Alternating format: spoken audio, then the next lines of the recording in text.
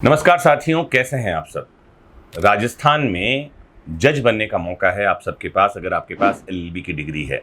आपको बता दूं कि मैं आरजेएस ने, जिसको राजस्थान जुडिशियल सर्विसेज के नाम से जाना जाता है, वैकेंसी जारी की है सिविल जज और न्यायिक मजिस्ट्रेट के लिए।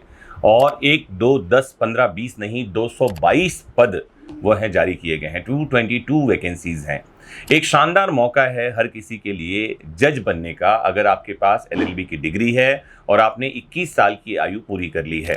वहीं अगर आपकी अधिकतम आयु 40 साल से ऊपर नहीं है तो 40 साल की आयु तक का हर एक व्यक्ति जिसके पास एलएलबी की डिग्री है वो जज बनने का अपना सपना साकार कर सकता है राजस्थान जुडिशियल सर्विसेज के माध्यम से।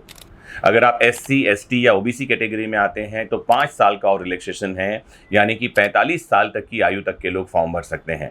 वहीं अगर आप फिजिकली हैंडीकैप पीएच कैटेगरी में आते हैं, दिव्यांग कैटेगरी में आते हैं, तो भी 5 साल का रिलैक्सेशन है, मतलब 45 साल तक की आयु के लोग फॉर्म भर सकेंगे। मैं डिटेल में ये बताऊंगा कि किस तरह से कब फॉर्म भरा जाएगा, क्या एलिजिबिलिटी है, सारी जानकारी लास्ट तक देखते रहिए। और लास्ट में कम समय में एग्जाम क्रैक करने की टिप्स भी आपको मैं आज इस वीडियो में देकर जाऊंगा। तो जुड़े रहना है लास्ट तक इस लेक्चर को। पेन और पैड उठा लीजिए और काम की बातों को नोट डाउन करते जाइए। तो सबसे इंपॉर्टेंट बात यह है कि इस एग्जाम का नाम होगा सिविल न्यायाधीश संवर्ग सीधी भर्ती प्रतियोगी परीक्षा 2024। दूसरी इंपॉर्टेंट बात यह है कि ये जो कैडर है ये सिविल जज कैडर का एग्जाम है। पदनाम है सिविल न्यायाधीश एवं न्यायिक मजिस्ट्रेट। वेतनमान 1,36,520 रुपए प्रति माह तक का वेतनमान होगा, जो 77,840 रुपीज के बैंड से स्टार्ट होगा। कुल पदों की संख्या 222 है, जैसा कि मैंने पहले ही आपको बताया। फॉर्म ऑनलाइन भरे जाएंगे। इसका मतलब ये है कि आप जहां कहीं भी हैं अपनी जगह से, अपने स्थान से ही फॉर्म भर सकेंगे। और वेबसाइट भी आप नोट कर लीजिए, ये है www.hcraj.nic.in।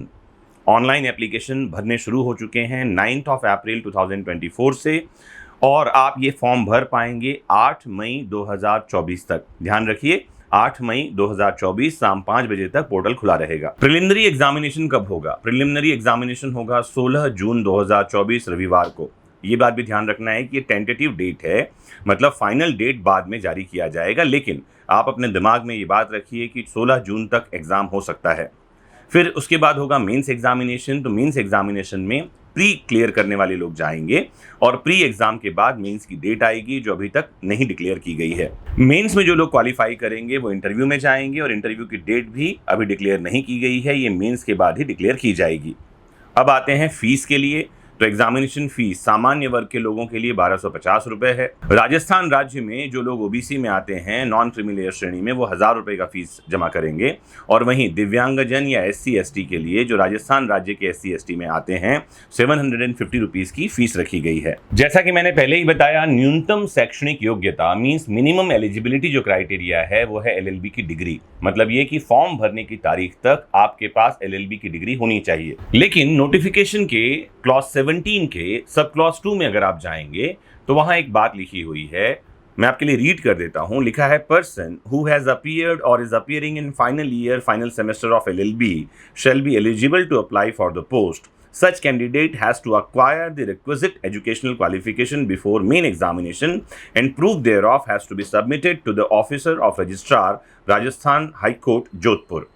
तो एक अच्छी बात यह है कि वो लोग जो फाइनल सेमेस्टर में हैं या फाइनल ईयर का एग्जाम दे रहे हैं वो भी फॉर्म भर सकते हैं, लेकिन शर्त एक ही है कि मेंस एग्जामिनेशन के पहले आपके पास आपकी डिग्री आ जानी चाहिए। इस बात को आपको नोट करना चाहिए। एक क्वेश्चन फिर लगातार लोग पूछते रहते हैं कि क्या कोई प्रैक्टिस जो है उसकी ज़रूरत है, मिनिमम ईयर ऑफ प्रैक्टिस की ज़रूरत है क्या?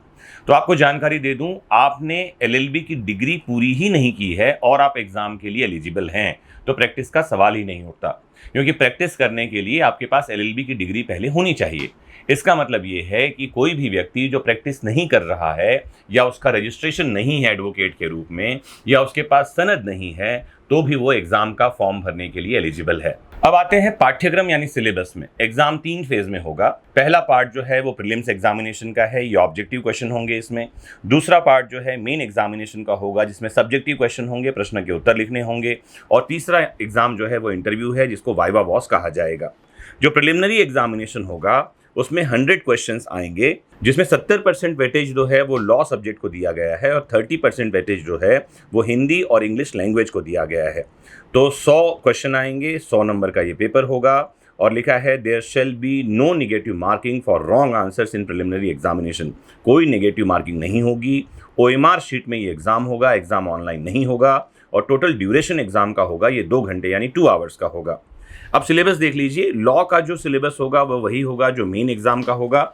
मेन एग्जाम में लॉ से कौन कौन से सब्जेक्ट से क्वेश्चन आएंगे ये आप अपने सामने स्क्रीन पर देख रहे हैं। इसमें कोड ऑफ सिविल प्रोसीजर है 1908, कॉन्स्टिट्यूशन ऑफ इंडिया है, इंडियन कॉन्ट्रैक्ट एक्ट है, फिर इंडियन एविडेंस एक्ट है, लिमिटेशन एक्ट है, स्पेसिफिक रिलीफ एक्ट है, ट्रांसफर ऑफ प्रॉपर्टी है, इंटरप्रिटेशन ऑफ स्टैट्यूट्स है और राजस्थान रेंट कंट्रोल एक्ट है। इसके अलावा ऑर्डर और जजमेंट राइटिंग का पेपर होता है जो मेंस पेपर 1 में होगा। फिर पेपर 2 में जो सब्जेक्ट हैं वो हैं code of criminal procedure 1973, Indian evidence act 1872, Indian penal code 1860, juvenile justice act 2015, negotiable instrument act, उसमें भी चैप्टर 17 ही है जो सिलेबस का पार्ट है, पूरा नेगोशिएबल इंस्ट्रूमेंट एक्ट आपको नहीं पढ़ना है। The probation of offenders act है, protection of women from domestic violence act है, indecent representation of women act है, the protection of children from sexual offences act है और एक जो टॉपिक है वो है the sexual harassment of women at work place prevention prohibition and redressal act 2013। Framing of charge और जजमेंट राइटिंग से भी इसमें क्वेश्चन आते हैं। तो प्रिलिमिनरी एग्जामिनेशन में जो लॉ के 70 क्वेश्चन आएंगे वो 70 क्वेश्चन इन्हीं टॉपिक से होंगे और आपके लिए अच्छा है कि यही टॉपिक मेंस एग्जामिनेशन के पेपर 1 और पेपर 2 में आएंगे। मतलब अगर आपने प्री की तैयारी कर ली है तो साथ साथ मेंस की तैयारी भी आपकी होती रहेगी। 30% जो वेटेज है वो हिंदी और इंग्लिश लैंग्वेज को दिया गया है। इसमें भी क्या आएंगे आप नोट डाउन कीजिए। तो हिंदी प्रोफिशिएंसी में शब्द रचना होगा जिसमें संधि, समास, उपसर्ग, प्रत्यय से प्रश्न आएंगे। फिर शब्द प्रकार तत्सम, अर्ध तत्सम, तद्भव, देशज, विदेशी, यहाँ से प्रश्न आएंगे। संज्ञा, सर्वनाम, विशेषण, क्रिया, अव्यय, विस्मय बोधक, निपात, इन सबसे प्रश्न आएंगे। शब्द ज्ञान में पर्यायवाची शब्द, विलोम शब्द, शब्द युग्मों का अर्थभेद, वाक्यांश के लिए सार्थक शब्द, समश्रुत भिन्नार्थक शब्द, समानार्थी शब्दों का विवेक, उपयुक्त शब्द चयन, संबंधवाची शब्दावली आदि जो पॉइंट हैं, टॉपिक हैं, वहाँ से प्रश्न आएंगे। फिर शब्द शुद्धि, शब्दों के शुद्धिकरण से संबंधित प्रश्न आएंगे। फिर व्याकरणिक कोटियाँ जैसे परसर्ग, लिंग, वचन, पुरुष, काल, वृत्ति, पक्ष, वाच्य, यहाँ से प्रश्न आएंगे।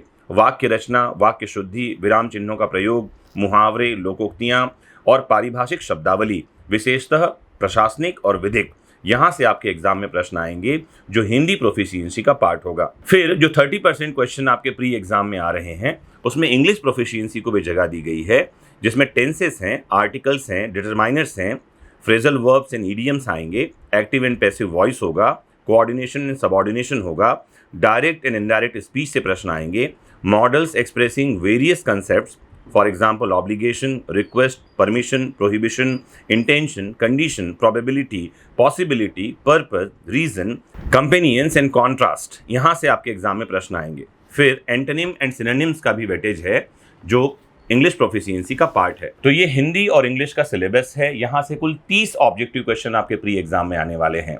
लॉ पेपर 1, पेपर 2 जो मेंस में क्वेश्चन होंगे उन्हीं सब्जेक्ट से प्री एग्जामिनेशन में 70 क्वेश्चन आने वाले हैं। तो ये तो हुई प्री एग्जाम की जानकारी। प्री एग्जाम में क्या होगा वापस रिपीट कर दूं, 100 क्वेश्चन आएंगे, ऑब्जेक्टिव होंगे, 2 घंटे का समय मिलेगा, OMR पे सॉल्व करना होगा, नेगेटिव मार्किंग नहीं है, 70 क्वेश्चन लॉ के, 30 क्वेश्चन हिंदी इंग्लिश के। इसका सीधा मतलब ये है कि जनरल नॉलेज से कोई प्रश्न नहीं आएगा। कई बार फिर लोग कमेंट में पूछते हैं क्या जीके से क्वेश्चन आएगा, तो मैं क्लैरिफाई कर दूं, जीके जनरल नॉलेज से कोई क्वेश्चन आपके एग्जाम में नहीं पूछा जाएगा। जैसे ही आप प्री क्वालिफाई करेंगे तो मेंस एग्जामिनेशन में सब्जेक्टिव पेपर होंगे, क्वेश्चन के आंसर्स आपको लिखने पड़ेंगे। कुल मिलाकर मेंस में 4 पेपर होंगे। लॉ का पेपर 1 3 घंटे का पेपर होगा 100 नंबर का, लॉ पेपर 2 ये 3 घंटे का पेपर होगा 100 नंबर का, हिंदी एसे राइटिंग का एक पेपर होगा 2 घंटे का 50 नंबर का, और इंग्लिश एसे राइटिंग का एक पेपर होगा 2 घंटे का 50 नंबर का। ये कुल मिलाकर के आपके एग्जाम की योजना है। मतलब कुल मिलाकर मेंस का जो पेपर है वो 300 नंबर का पेपर है, वहीं इंटरव्यू 35 नंबर का होगा। तो ये तो बात हुई सिलेबस की। अब आपके पास कम समय में तैयारी कैसे करना है मैं समझा दूं।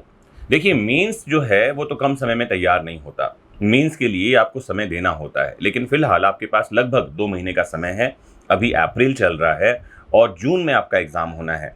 इन 2 महीने में क्या करना है आपको, लॉ के इन सब्जेक्ट्स जो आपके सिलेबस में है जो मैंने बताए, इनके ऑब्जेक्टिव सॉल्व करिए। दिन दिन भर ऑब्जेक्टिव सॉल्व करिए। एक बार कर लिया है तो दोबारा करिए, और दोबारा कर लिया है तो तिबारा करिए। फिर इसके साथ ही सॉल्व पेपर उठाइए 15 से 20 साल के आरजेएस के, और उनको सॉल्व करिए। फिलहाल आपके पास एकमात्र समय है, वो है ऑब्जेक्टिव सॉल्व करने का। अभी बैरक पढ़ने, नोट्स पढ़ने और नोट्स बनाने का समय चला गया है। अगर आप ये कर लेते हैं तो आप सोच सकते हैं कि प्रीलिम्स एग्जामिनेशन आप क्वालिफाई कर जाएं, क्योंकि प्रीलिम्स में नेगेटिव मार्किंग नहीं है। जिस दिन आपका प्रीलिम्स एग्जामिनेशन हो जाए, एक दिन का आराम करिए और सेकेंड डे से ही मेंस की तैयारी में लग जाइए। एक बार प्री एग्जाम हो जाए तो मेंस की तैयारी जो है वो आसान हो जाती है, क्योंकि एक बार आपने सिलेबस पूरा पढ़ लिया है। मेंस में क्या करना है, आपको पिछले 10 साल के अनसॉल्व पेपर लेकर के पहले उनको सॉल्व करना है।